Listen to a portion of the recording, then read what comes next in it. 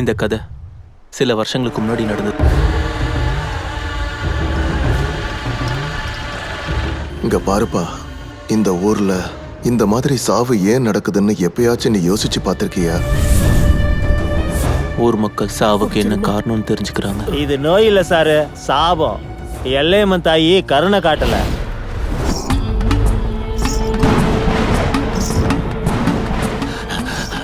நான் சொல்றத கேளுங்க ஐயப்பா.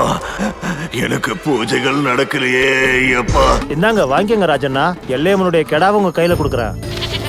எங்க ஊர்ல 2 ஜாதி. 1 எஜமானுங்க, 2வது தாழ்த்தப்பட்ட ஏழைங்க நாங்க. எங்க வாழ்க்கையை நீ நாசம் பண்ணிட்ட. ஆனா இதுக்கப்புறம் நான் உன்னை ஜெயிக்க விட மாட்டேன். இந்த ஊர்ல உன்னை அடிச்சா குடிக்க தண்ணி கூட குடிக்க எவனும் இல்ல. ஊர்க்காரங்க கெடாவை காப்பாத்த முடியலன்னா உனக்கு அருள் கிடைக்கலன்னு சொல்றாங்க. ஆனா இதெல்லாம் நீ செஞ்ச பாவத்தினாலன்னு தெரியாது. இங்க இருந்து வந்தா எப்படி வந்தான்னு தெரியல. நான் உன்னை நம்புறேன்னு சொன்னா யாரா இருக்கும்? பைத்தியக்காரன் நினைச்சேன், பரவாயில்ல, தெளிவாதான் இருக்க. வா.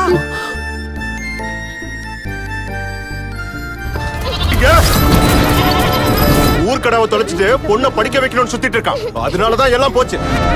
உனக்கு நான் வாக்கு தர முயற்சியவன் தடுத்தாலும் சரி, நாளைக்கு நம்ம பொண்ணை பள்ளிக்கூடத்துக்கு கூட்டிட்டு போறோம்.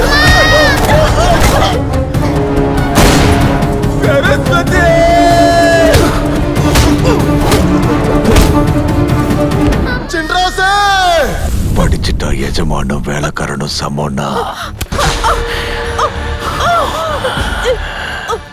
நான் எப்படி சும்மா இருப்பேன்?